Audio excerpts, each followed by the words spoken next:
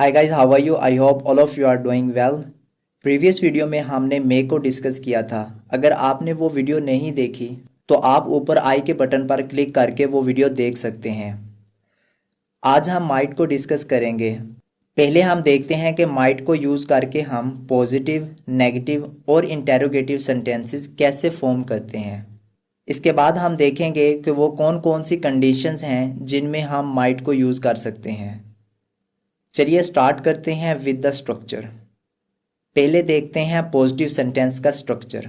तो स्ट्रक्चर में सबसे पहले सब्जेक्ट, उसके बाद माइट, उसके बाद वर्ब की फर्स्ट फॉर्म और लास्ट में ऑब्जेक्ट।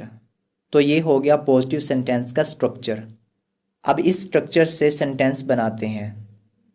सबसे पहले हम सब्जेक्ट को रखेंगे।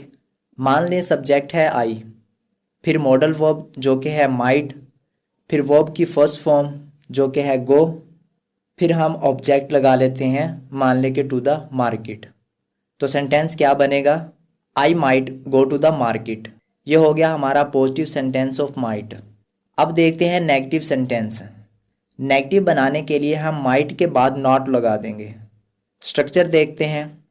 स्ट्रक्चर में सबसे पहले सब्जेक्ट, उसके बाद माइट, फिर नॉट, फिर वर्ब की फर्स्ट फॉर्म और आखिर में ऑब्जेक्ट। अब इसकी एग्जांपल देखते हैं। पॉजिटिव सेंटेंस है I might go to the market. तो हम माइट के साथ नॉट लगा देंगे नेगेटिव बनाने के लिए। तो क्या बनेगा sentence? I might not go to the market. अब देखते हैं कि इंटेरोगेटिव कैसे बनता है। इंटेरोगेटिव बनाने के लिए जो पॉजिटिव सेंटेंस का स्ट्रक्चर है, इसमें जो मॉडल वर्ब माइट है इसको हम शुरू में शिफ्ट कर देंगे और एंड में ऐड कर देंगे क्वेश्चन मार्क।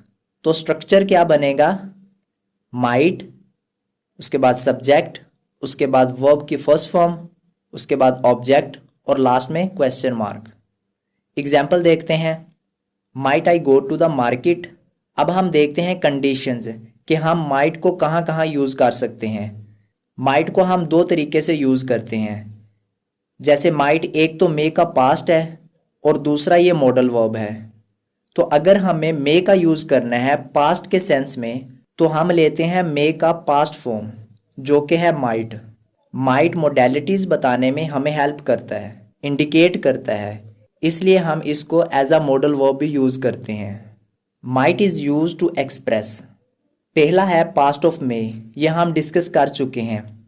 इसके अलावा हम अगर पॉसिबिलिटी दिखाना चाहते हैं तो हम माइट का यूज़ कर सकते हैं। नेक्स्ट है सजेशन। जब हमें फॉर्मली पोलाइटली किसी को सजेशन देनी हो तो हम माइट का यूज़ कर सकते हैं। नेक्स्ट है रिक्वेस्ट। अगर आपको पोलाइटली या रिस्पेक्टफुली रिक्वेस्ट करनी है तो आप माइट का यूज़ कर सकते हैं। इसके अलावा कुछ कंडीशनल सेंटेंसेस में भी हम माइट का यूज़ कर सकते हैं। कंडीशनल सेंटेंसेस वो होते हैं जो किसी कंडीशन पर बेस हों, जैसे मैं स्कूल तब ही जाऊंगा जब मुझे पैसे देंगे। चलिए अब इनको एक एक करके डिस्कस करते हैं। तो पहली कंडीशन है past of may. Might is use to express the past of may. जब हमें मे को यूज़ करना है पास्ट फॉर्म में तो हम माइट को यूज़ करेंगे। एग्जाम्पल देखते हैं। उसने कहा था कि शायद वो लेट हो सकता है, यानी उसने पास्ट में कहा था कि वो लेट हो सकता है। He said that he might be late. Next example देखते हैं। I thought I might go to the party. मैंने सोचा था कि मैं पार्टी में जा सकता हूँ। पास्ट में सोचा था इसलिए लिखा है थॉट, नहीं तो आना था थिंक। अब देखते हैं सेकंड कंडीशन। सेकंड कंडीशन है पॉसिबिलिटी। जैसे हमने मस्ट में देखा था कि उसमें पॉसिबिलिटी 70-80% थी, यानी बहुत ज़्यादा थी, और मे में हमने देखा कि 50% थी। तो माइट में पॉसिबिलिटी मे से भी कम है। मान लें अगर मे में पॉसिबिलिटी 50% है तो माइट में 10-20% है। एग्जाम्पल देखते हैं। It might rain. अगर हम बोलें इट मे रेन तो इसका मतलब हुआ कि 50% चांसेस हैं कि बारिश होगी। लेकिन अगर हमें लग रहा है कि 10-20% बारिश हो सकती है तो हम यूज़ करेंगे माइट। दोनों ही पॉसिबिलिटी बताते हैं, पर मे में पॉसिबिलिटी ज़्यादा है और माइट में कम है। नेक्स्ट एग्जाम्पल देखते हैं। We might go for dinner tonight. जब आपके घर में आपके पेरेंट्स ने बोला we might go for dinner tonight, यानी वो आपको सिर्फ खुश करने के लिए 10% चांसेस के साथ बोल रहे हैं कि आज हम आपको डिनर के लिए बाहर ले जाएंगे।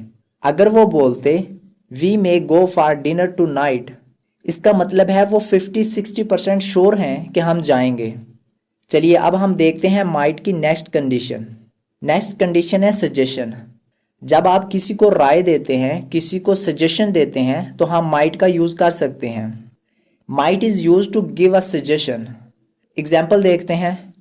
You might catch a taxi. आपका कोई फ्रेंड है, वो लेट हो रहा है, इसकी ट्रेन छूट सकती है, तो आपने उसे सजेशन दी कि आप टैक्सी पकड़ सकते हैं, यानी आप टैक्सी में बैठ के जा सकते हैं। यानी मुश्किल है लेकिन शायद कुछ चांसेस हैं कि आप टैक्सी पकड़ लो। एक और एग्जांपल देखते हैं। You might go to the mall. तुम मॉल जा सकते हो। आपके दोस्त ने बोला कि भाई मुझे तेरे जैसी ड्रेस चाहिए, कहाँ से मिलेगी? तो आप कहते हैं मॉल जा सकते हो, यानी शायद मॉल से मिल जाए।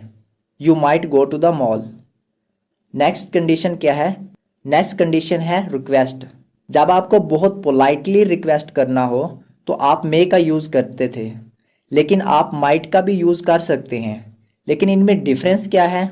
Might is use to request for something in a very polite and formal way, यानी आपको बहुत ज़्यादा इज्जत देनी है, बहुत ज़्यादा प्यार से बात करनी है किसी से, तो आप माइट का यूज़ करेंगे। एग्जाम्पल देखते हैं। Might I have a cup of T. क्या मुझे प्लीज़ चाय का एक कप मिल सकता है? एक और एग्जाम्पल देखते हैं। Might I join the meeting. Office में एक मीटिंग हो रही है, वहाँ सब कोलीग्स बैठे हैं, यानी कि जो काम करते हैं वो सब बैठे हुए हैं, और आपको परमिशन मांगनी है, रिक्वेस्ट करनी है कि प्लीज़ क्या मैं इस मीटिंग को ज्वाइन कर सकता हूँ? तो आप कहेंगे might I join the meeting. Next condition क्या है? नेक्स्ट है कंडीशनल सेंटेंसेस, यानी जब आपका कोई काम किसी कंडीशन पे बेस्ड हो कि अगर ऐसा होगा तो मैं ये करूँगा। तो might is use to indicate situations based on a condition. Example देखते हैं। If I participate I might win in the competition. अगर मैं पार्टिसिपेट करता हूँ, हिस्सा लेता हूँ कंपटीशन में, तो मेरे कुछ चांसेस हैं कि मैं जीत जाऊँ। अगर पार्टिसिपेट ही नहीं करोगे तो जीतोगे कैसे? तो कंडीशन क्या है? जीतना। क्या जीतने के चांसेस 100% हैं? नहीं, 10-20% हैं। तो इसीलिए हमने माइट का यूज़ किया है। एक और एग्जाम्पल देखते हैं। If I get late I might not get the entry. अगर मैं लेट हो गया तो मुझे एंट्री नहीं मिलेगी। तो क्या कंडीशन है? लेट होने या ना होने की। पर जो एंट्री है इसके जो चांसेस हैं वो बहुत ही कम है, यानी ऐसा भी हो सकता है कि वहाँ टाइम का कोई इशू ही ना हो। अगर आप टाइम पर नहीं भी पहुँचते तो भी आपको एंट्री मिल जाएगी। तो इस तरह हम माइट का यूज़ कर सकते हैं डिफरेंट सिचुएशंस में। आई होप कि ये वीडियो आपके लिए हेल्पफुल साबित हुई होगी। अगर आपको माइट का पता चल गया है कि कहाँ यूज़ करना है तो इस एक्सरसाइज को सॉल्व कीजिए, मैं इसे कमेंट में भी पिन कर दूंगा।